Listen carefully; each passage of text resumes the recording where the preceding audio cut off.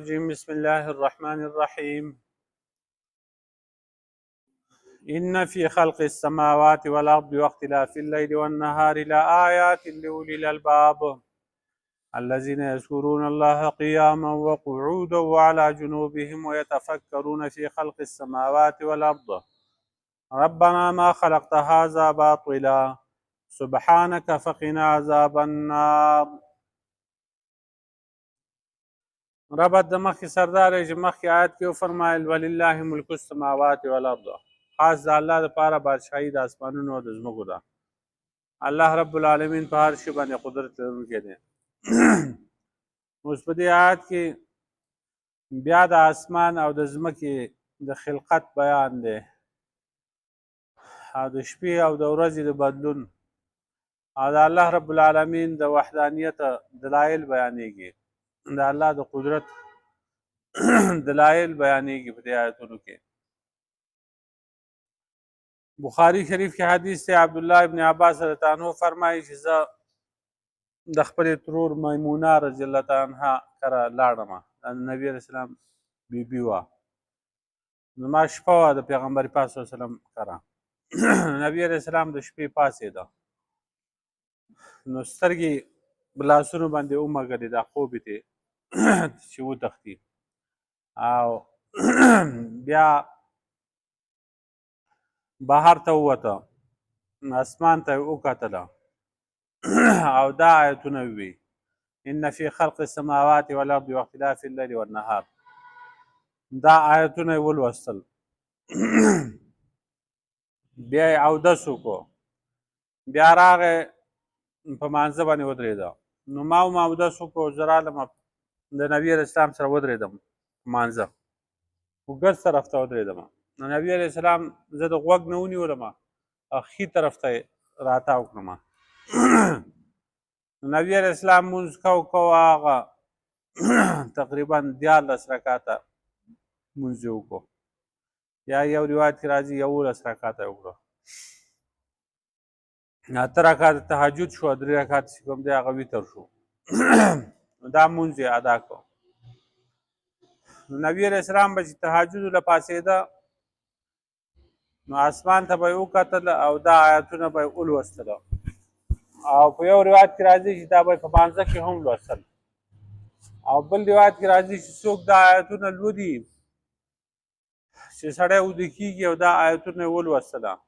الله پاک به هغه له د تهجدو ثواب ورکوي که دی چې تهجد وکړي. دا ډېر اهم آیتونه دي او د دې ډېر فضایل دي، ځکه چې په دې کې مسله د توحید بیان شوې ده او د مسلمانانو صفات پکې بیان شوي دي. د صورت په آخر کې مسله د توحید ده او بیا مسله د رسالت بیانېږي او بیا آخر کې مسله د جهاد او د انفاق دا بیانېږي. نو ان فی خلق السماوات والارض، یقینا په پیدایش د اسمانونو او د ځمکو کې، واختلاف اللیل والنهار، او په بدلون د شپې او د ورځې کې، په تلو راتلو د شپې او د ورځې کې، لآیات لأولي الالباب، خامخا نښې دي دپاره د خاوندانو د عقل. دا ځمکې اسمانونه چې په کومه طریقه باندې الله پاک پیدا کړي دي، دې ته سوچ پکار دی. ځمکه یې څومره ښایسته پیدا کړې ده چې هغه نه ډېره سخته ده نه ډېره نرمه ده، نه ترې سړی تمبېږي نه پکې ډوبېږي. بیا په هغې کې قسمه قسم بوټي، ونې، نهرونه، سیندونه، غلې، میوې، دانې، غرونه، غارونه، کانونه، قسمه قسم معدنیات دا پکې پیدا کړي دي. نو چې په هر طرف باندې ته ځې نو د الله پاک د قدرت نښې به پکې وینې. دې اسمان ته وګورئ، الله رب العالمین عظیم چت جوړ کړی دی. که نور اسمانونه موږ ته په نظر نه راځي نو د اولنی اسمان خو په نظر باندې راځي، اوه اسمانونه دي. نو دغه اسمان ته چې زموږ په نظر باندې راځي، دې ته نه ستن شته نه ورته کمبش دی نه ورته سپورټ شته، د الله په قدرت باندې ولاړ دی. بیا په هغې کې قسمه قسم مخلوق هغه پاتې کېږي، فرشتې پکې اوسېږي. دې فضا ته سړی وګوري، د الله پاک د وسیع کائناتو ته. نو په دې کې دغه رنګ د شپې او د ورځې په بدلون کې چې شپه ځي ورځ راځي، او ورځ ځي شپه راځي، شپه توره ده ورځ سپینه ده، شپه کله غټیږي کله ورځ غټیږي. نو په دې کې ډېرې نښې دي د هغه خلقو لپاره چې هغه خاوندان د صفا عقلونو دي. چې چا کې عقل وي نو هغه په دې خبره پوهېږي چې دا ځمکې اسمانونه او دا شپه او ورځ، دا نهرونه سیندونه او دا میوې پل فروټ، دا د ځانه نه دي پیدا شوي بلکې دا چا پیدا کړي دي او دا یو حد د کمال ته الله رب العالمین رسوي. بیا به یو وخت داسې راشي چې دا به ختم شي. نو چې عقل والا کسي نو دا ټول کائنات د الله په وجود باندې دلیل دی. لکه اوښ چې په یو لاره باندې لاړ شي پچه چې سړی د هغه ویني نو پته ولګي چې دلته پچه پرته ده مخکې اوښ تل دی. نو دا دومره کائنات چې الله پاک پیدا کړي دا دلیل په دې باندې دی چې الله رب العالمین هغه موجود دی، خالق د کائناتو شته. او د دې ټولو نه وروستو د الله پاک یو عظیم قدرت او د الله د قدرت لاس دی. که دغه نه وی نو په خپله خو هېڅ شی وجود ته نه راځي. نو په دې کې سوچ پکار دی، سوچ، فکر، غور پکار دی. یو حدیث کې راځي چې دا آیتونه سړی ولولي او دی سوچ او فکر ونه کړي نو دا سړی هلاک شو، دی تباه شو. نو پکار دا دی چې دا آیتونه ولولي او سړی واقعي په دې کې سوچ وکړي د اسمانونو او د ځمکو او د ورځ او د شپې په اختلاف او په دې کې د الله پاک د قدرت نښې ولټوي، سوچ وکړي، فکر وکړي، عقل پکې وچلوي.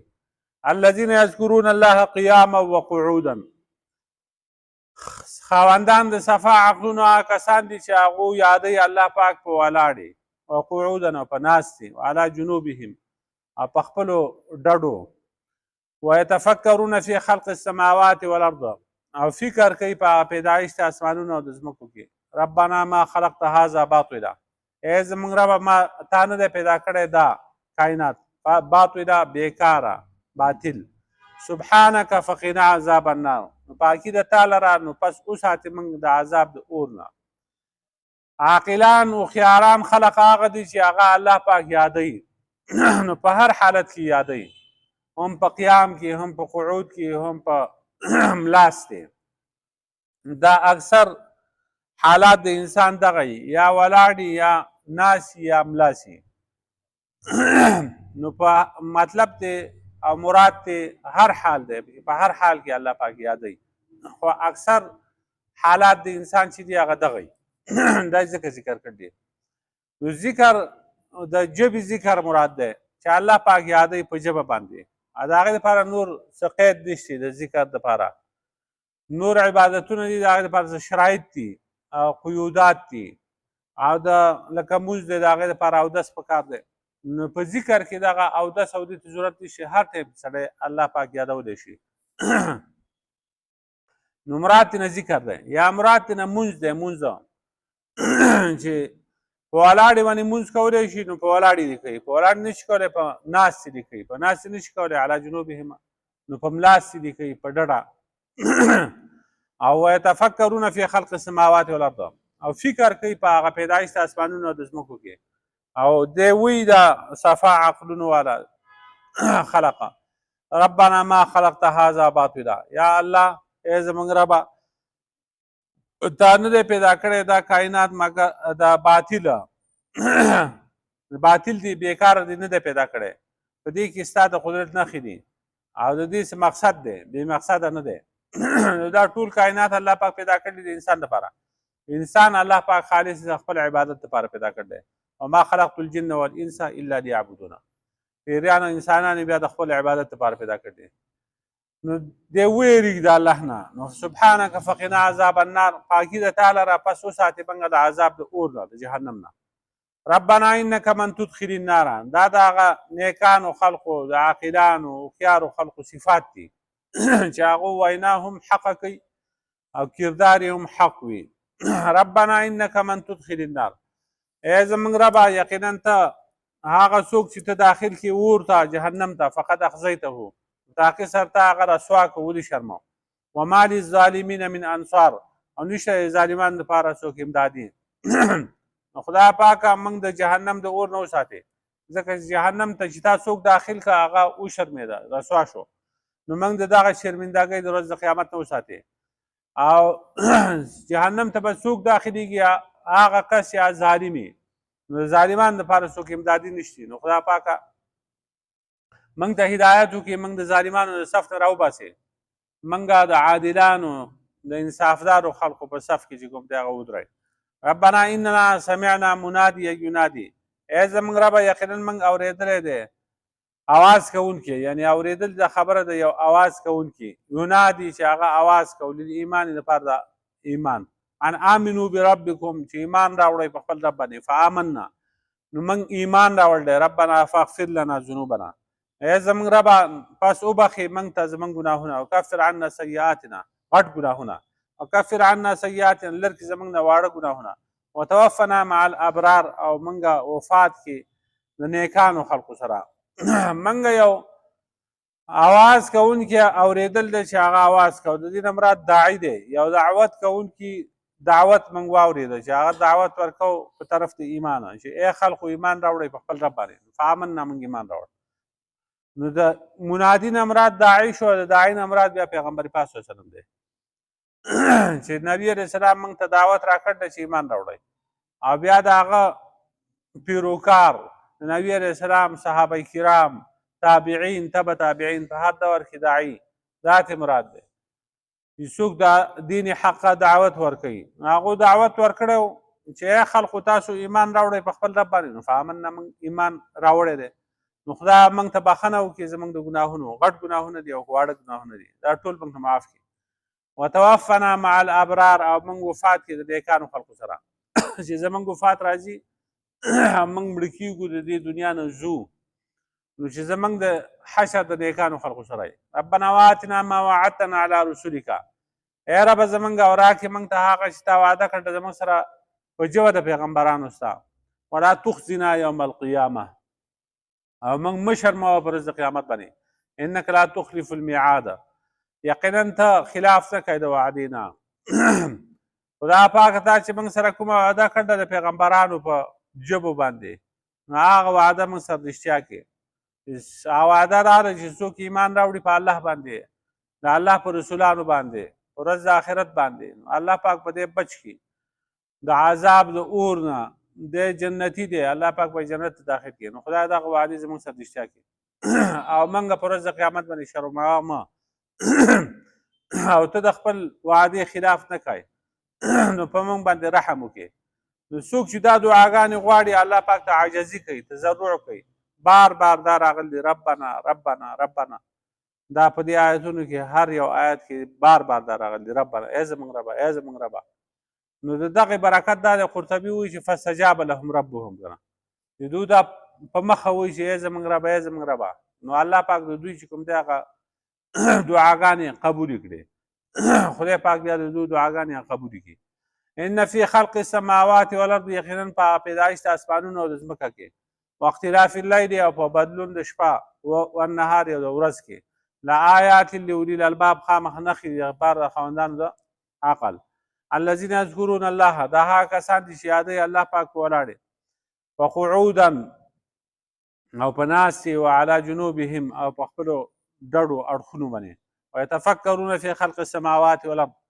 او فکر کوي سوچ کوي په هغه پیدایش د اسمانونو او ځمکو کې ربنا ما خلقت هذا باطلا ای زموږ ربه تا نه دی پیدا کړی دا کائنات دا نظام باطلا بیکاره سبحانک فقنا عذاب النار نو پاکي د تا لره پس وساتې موږ د عذاب د اور نه ربنا انک من تدخل النار ای زموږ ربه یقینا ته څوک چې داخل کړي ته اور ته فقط اخزیتهم په تاقي سره تا هغه رسوا کړو ولې شرمو وما للظالمین من انصار او نشه ظالمان دپاره څوک امدادیان ربنا اننا سمعنا منادیا ای زموږ ربه یقینا موږ اورېدلی دی یو اواز کوونکی ینادي چې اواز یې کو د ایمان دپاره د ایمان د ایمان راوړو ته دعوت ورکوه انا امنو بربکم چې ای خلقو ایمان راوړئ په خپل رب باندې فآمنا نو موږ ایمان راوړی دی ربنا فاغفر لنا ذنوبنا نو ای رب زموږ پس بخښنه وکړي موږ ته زموږ د غټو ګناهونو وکفر عنا سیئاتنا لرې کړي زموږ نه واړه ګناهونه وتوفنا مع الابرار او موږ وفات کړي د نیکانو خلقو سره ربنا واتنا ما وعدتنا على رسولک ای زمونږ رب او راکړي موږ ته هغه چې تا وعده کړې ده زموږ سره په ژبو د پیغمبرانو باندې ولا تخزنا یوم القیامه او موږ مه شرموې په ورځ د قیامت باندې انک لا تخلف الميعاد یقینا ته خلاف نه کوې د وعدې نه